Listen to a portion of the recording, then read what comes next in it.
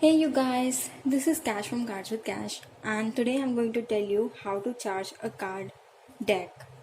So first of all, the question arises, why do we need to charge a deck? I mean, we have cleansed it. If you have cleansed it, I will put. I did a video a few days ago in which I told 9 ways to how to clean your deck, how to cleanse your deck, and get rid of all the negative and accumulated energies that may lie within them. So after we have done that, it is of utmost important that we charge our deck, because once we have neutralized the energy of our cards, we now need to charge them. Think of it as this way: you uh, you buy an athame out of a store, or maybe a chalice, and you cleanse it of all the negative energies that may lie within them. But now you want to use that athame or that chalice within your ritual. So what you will do? Naturally, as a magical tool, it needs to be consecrated. The similar principle applies to your cards. Before you do any reading, your cards needs to be charged. They need to be activated and they need to be consecrated. All of which are interrelated, interchangeable terms actually. So how do I charge my cards? There is no one way of doing this. Every practitioner, every witch has their own way. But how I charge my cards is out of this book. I adopted this method out of this book, and it's called Sacred India Tarot by Rohit Arya. This book, this is a guidebook of a tarot deck, which is Sacred India Tarot. I'll show you. This is the deck, and it comes with 82 cards. Yes, 82 card tarot deck, and it is written by, actually it is conceptualized by Rohit Arya and drawn. The illustrations are by Jane Addams, and Rohit Arya did the guidebook in which this method is there. Rohit Arya is a yogi, and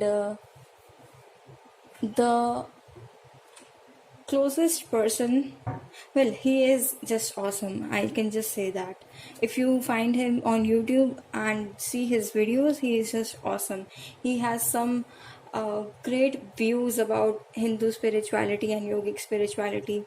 So I have adopted a lot of views from from watching his videos. And one tiny little bit of fact: I am doing my Kundalini awakening under the guru of Rohit Arya, who created this deck. Isn't that fantastic?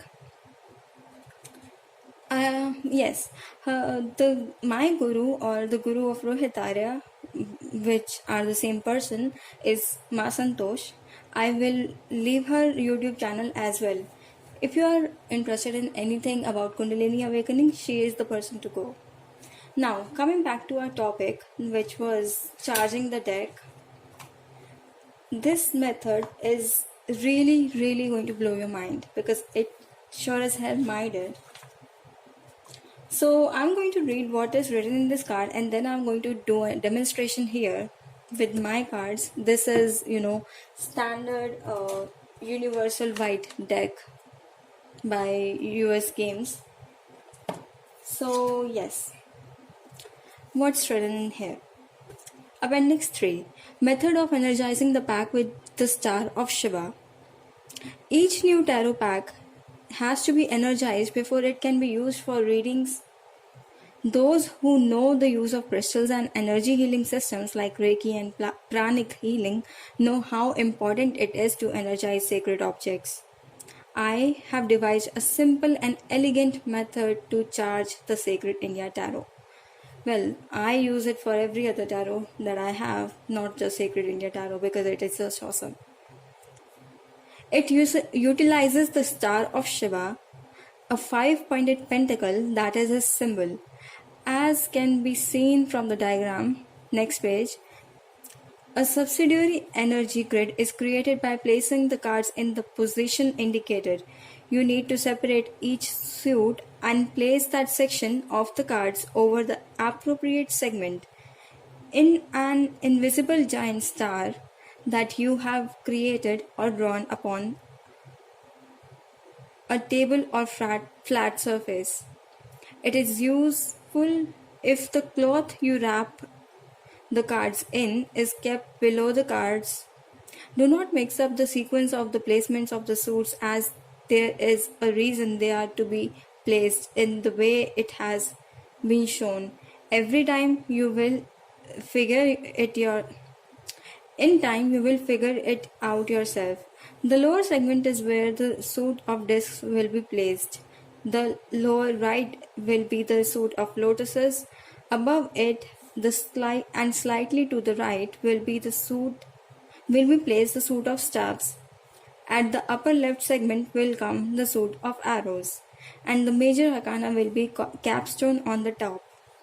If you wish, you can take out the wild card, Rudra Shiva, and place it in the center of this arrangement, but we want that it makes the yantra, the sacred geometric diagram, extremely powerful.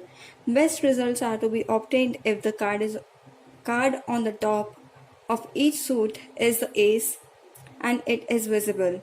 Keep this arrangement for as long as is visible. Usually 24 hours is best, but it must at least be kept overnight if there are space and people constraints. Anytime you feel that energy in the pack is slack or drained, you can re-energize it with the star of Shiva. So this is the diagram that he talks about. Okay, so according to that, you can either draw a piece like a star, pentagram like this on a piece of paper and keep it on your altar, or you can skip making this altar, and the cards will still make an invisible grid. So what it is said here, if you can see, we have to put major arcana here, suit of arrows or swords here, and then wands or staffs here, and discs or pentacles here, and lotuses or cups here. Here goes the fool. So the fool in the middle, and then we have if only I can have that. Yes, we have to make sure that every card is in order, like first the magician, then high priestess, key 3, key 4, key 5, key 6, and all the way to key 21, the world. So this goes up here.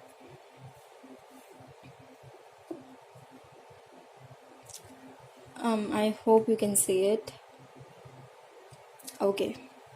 Then comes the suit of wands or swords. We need to make sure that each and every suit is in order. For example, starting with ace, 2, 3, 4, 5, 6, and all the way to king. So this goes here, and wands, again similar pattern from 1 to 14, which is the king. That goes here, and then the pentacles like similar pattern, 1, 2, 3, 4, 5, 6, 7, 8, 9, 10, and 14. That goes here. Oopsie.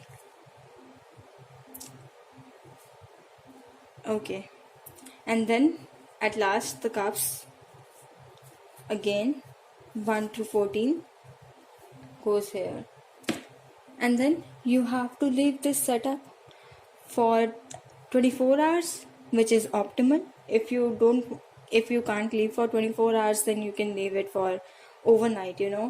One thing more, is that you can actually, if you have like altar cloth in which there is a pentagram there, then you can use it. If you don't have an altar cloth, then you can draw a star on a giant piece of paper and maybe use it. And if you don't want to draw such pentacle, because it must need like precisions and calculations of angular proportions, then this is what you can do. This is what I do. And it's also advised in this that the cards indeed end up forming an invisible grid of sorts. So that was my video for today. I hope that you resonated with it, and I hope to see you guys soon. Bye.